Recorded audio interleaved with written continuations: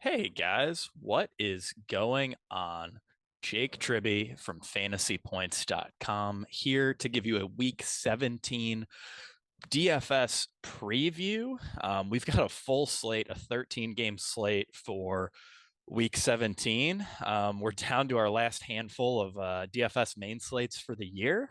So I'm definitely excited to win some money and to go over some of the obvious values and best plays that jump out to me, on my first sort of day of research here with DFS stuff. So we're just going to start right off with quarterback. Obviously, there are a lot of guys that look pretty good. This is a pretty solid quarterback slate overall, I'd say. But my favorite play, at least at the moment, is going to be Jared Goff. There are a ton of reasons to love Goff this week. He's playing at home again, where he's averaged 24 fantasy points per game compared to just 12.8 on the road. That's the difference between QB4 and QB30 production, basically all dependent on where he's playing the game. And Vegas seems to recognize that Lions games, especially those at home, tend to lead to a scoring bonanza. I mean, this is like basically the Coors Field of NFL DFS. The game total here is 51.5, which is the highest on the slate by 4.5 points. And that's a pretty big gap, given that, like I said, this is a 13 game slate. The Lions' 28.5 implied team total is similarly impressive, as Goff has averaged 22.9 DraftKings fantasy points per game across his career when his implied team total is over 28 points. That's QB3 production among slate eligible quarterbacks. And Goff has scored over 40 DraftKings points in 9% of those games when his implied team total is over 28. Now, the matchup isn't great. Chicago has been the seventh toughest schedule adjusted matchup for opposing passers this season, while ranking as the top run funnel with a negative 5% pass rate over expectation allowed. Maybe that steers Goff and the Detroit offense away from massive passing volume, but the Lions' implied team total really doesn't indicate that it should have much of an impact on scoring. Goff is easy to love in pretty much all formats. He's cheap, so he's viable for cash. And the only thing that's going to get you off of him for tournaments is going to be his ownership. And I would expect him to lead the way in terms of quarterback ownership. Probably will push for 15% on this pretty loaded slate. So moving on to running back here, there are a lot of great running back options on this slate. Obviously, the high price guys we could get into, but kind of the mid tier that I was a little more interested in, with the first one being James Conner. I mean, this is just Arizona Christian McCaffrey. Over the last 3 weeks, Conner has earned 96% of Arizona backfield opportunities on a 94% snap share. Like I said, Arizona Christian McCaffrey. Simply put, the entire offense runs through Conner right now. And I wouldn't expect that to change even if Colt McCoy clears concussion protocol. Over the last 2 seasons, Conner averages 22.8 DraftKings fantasy points per game across the 6 games Colt McCoy has attempted at least 10 passes. So even if McCoy comes back, I mean, it's still worth quite a bit to Conner. He's basically a bell cow no matter what happens at quarterback. Regardless of quarterback or game script, Conner is going to be out there and he's going to see awesome usage. For week 17, he has the added benefit of facing an Atlanta defense that's allowed the lowest pass rate over expectation, negative 11% since week 8. So they're basically the league's premier run funnel right now, even more so than the Bears. And they've been the seventh softest schedule adjusted matchup for opposing running backs on the ground. So Arizona should lean run heavy, and Conner's going to get every single one of those touches against a pretty soft run defense. He's going to be mega chalk this week, and it's because he's a great play. The next guy that I wanted to touch on, who won't be nearly as popular as Conner, likely due to the similar price tag, is Dalvin Cook. So Cook has earned at least 17 opportunities in 5 straight games. Granted, he's averaged a rather pedestrian 14.4 fantasy points per game over that stretch. So the workload is there, but the results really haven't been. Outside of his one big game 2 slates ago, he really hasn't crossed, 15 DraftKings points very frequently, despite, a bell cow workload. And that could change in week 17 against the Packers run defense that's allowed the highest yards per carry, the most yards after contact per rush, and the second highest explosive play percentage since week 11. So this is clearly one of the weakest run defenses in the NFL, at least based on any recent metric. And Cook is in the perfect position to take advantage of that, given that he averages 17 and a half carries per game since week 12. He's not a strong enough play to warrant exposure no matter what. He's really just a GPP guy, and one that I'm going to load up on if his ownership hovers around 10%, which I think is pretty likely, given that I'd imagine everyone will sort of land on Connor, just, given his absurd usage. If we move a little further down in price, like I said, this mid-range is kind of stacked, I think. We get to Travis Etienne. Etienne is a clear tier removed from Connor, but I mean, at this point, then again, who isn't outside of maybe San Francisco, Christian McCaffrey? But his role is still awesome. Since week 13, he's logged 76 touches, a 77% snap share, 93% of backfield red zone opportunities, and 100% of backfield goal line opportunities. His pass game role still leaves something to be desired. He's averaging just 2.3 targets per game over that sample. That's a 4-game sample. But a poor pass game role can easily be forgiven in the perfect rushing matchup. The Texans are the single softest schedule adjusted matchup for opposing running backs on the ground, allowing the most yards after contact, the most missed tackles, and the 6th most yards before contact per attempt, while grading out as PFF's worst run defense unit. I mean, you couldn't draw up a better rushing spot for Etienne. Houston's just a complete disaster defending the run, and we've been targeting them all year, and it's been working wonders. And I'd expect him to be really popular in this matchup as a result. I think he'll be a clear tier below Connor in terms of ownership, but probably in that 20 to 25% range.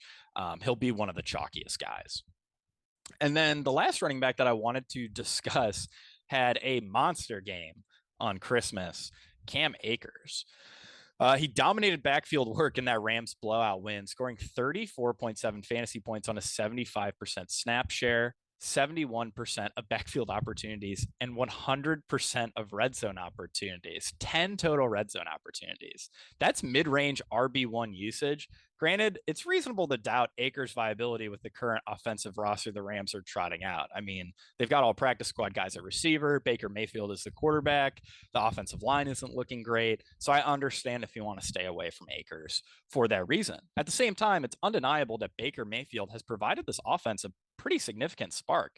And this is a really great spot for Akers in terms of matchup. The Chargers rank as the NFL's 4th softest schedule adjusted matchup for opposing running backs on the ground, allowing the 2nd highest yards per carry, the 3rd most yards after contact per attempt, and the 4th most missed tackles. This is a terrible run defense. And Akers and the Rams offense have shown they can take advantage of the plus matchup. I mean, just look at what they did to Denver on Sunday. And Denver is a much better run defense than the Chargers. He's going to project as a pretty strong value. I would imagine in a lot of MME type stuff, he's going to be really popular, but I kind of doubt he'll be super popular. I mean, we'll see, but I have some doubts he'll be super popular in some of the single entry or 3-max stuff, just because, I mean, Cam Akers, this Rams offense, it's a really gross click.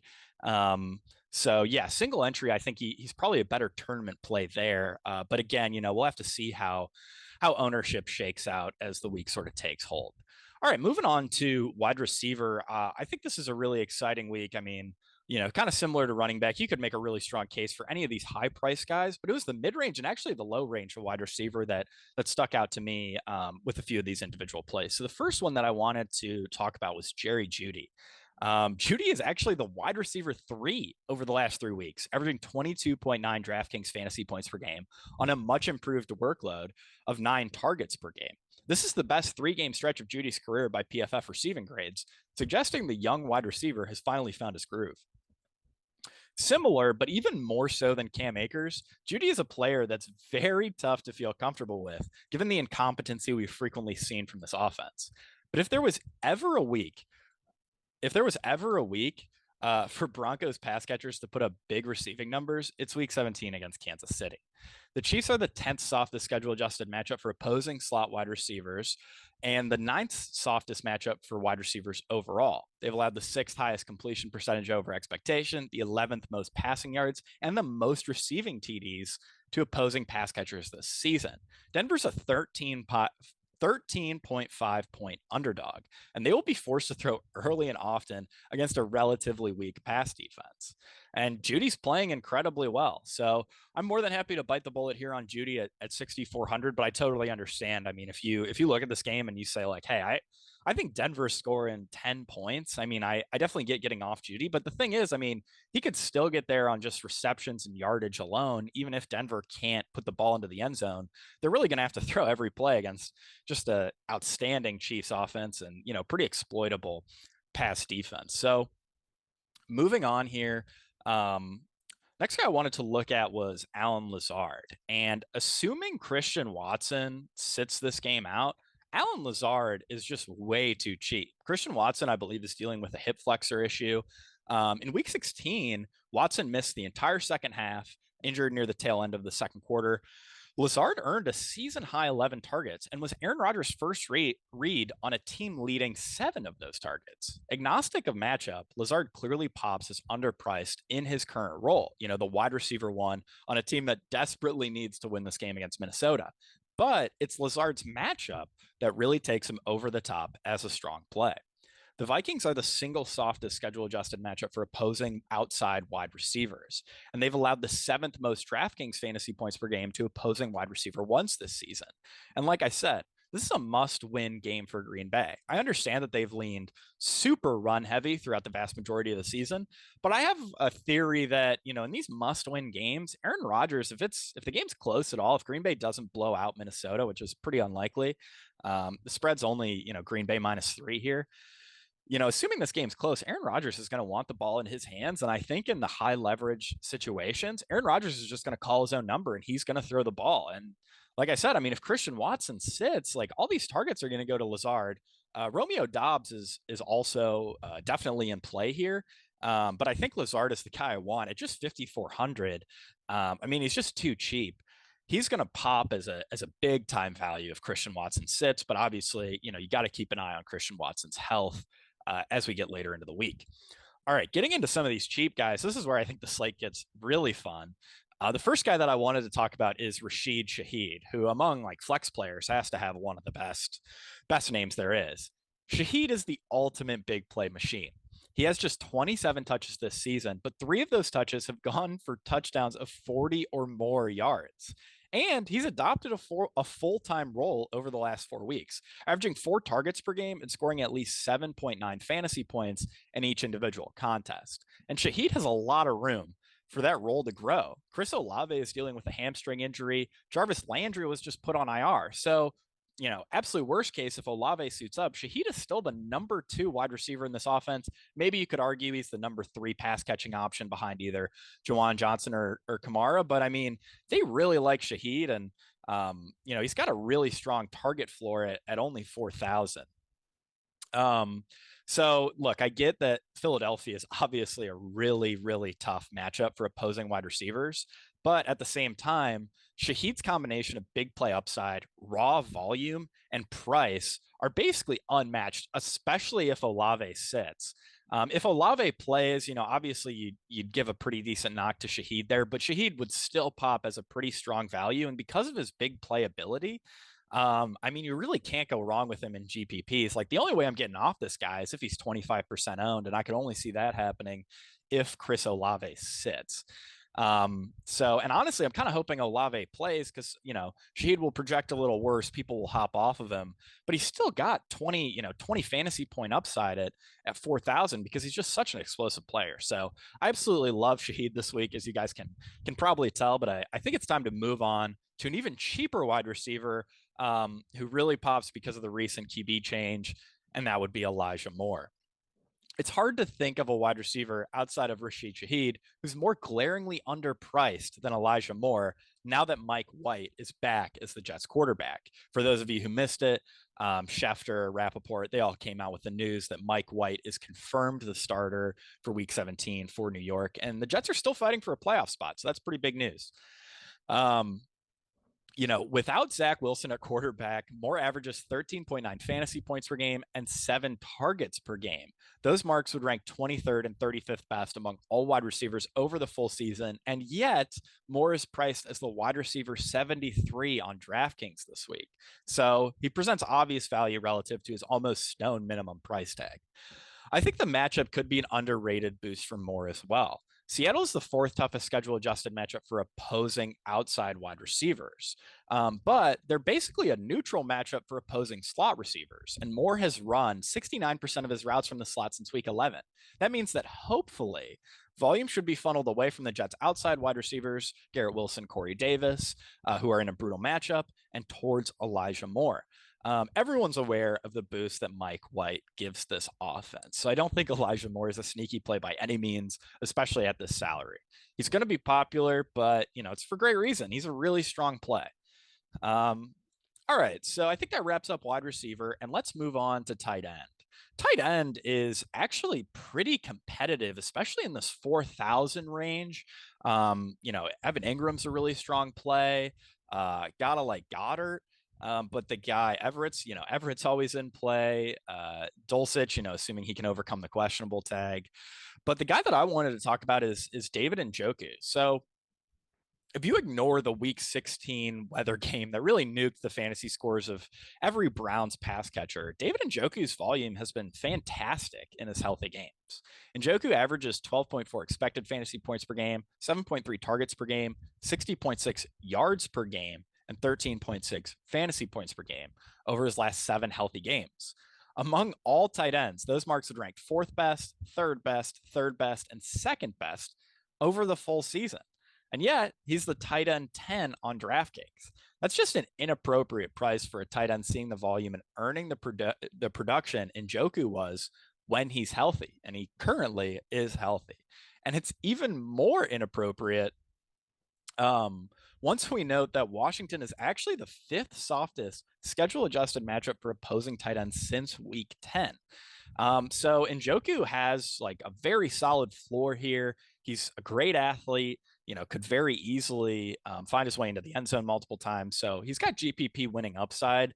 And at 4,100, I really don't think the ownership would be too bad, given that, some people might want to hop on Evan Ingram, who's looked like Jacksonville's #1 wide receiver as of late. Everett, Komet, Goddard will soak up some ownership. Juwan Johnson will definitely soak up some ownership, especially if Chris Olave sits. So, we might get Njoku here around 8 to 12%, which I think is just an awesome spot. An awesome spot for Njoku. In this matchup with the volume he's seeing. So yeah, guys, that just about does it for the week 17 early look. Good luck making all your lineups this week, and be sure to keep an eye on fantasypoints.com for all of our fantastic written content, getting even deeper into this upcoming 13 game slate.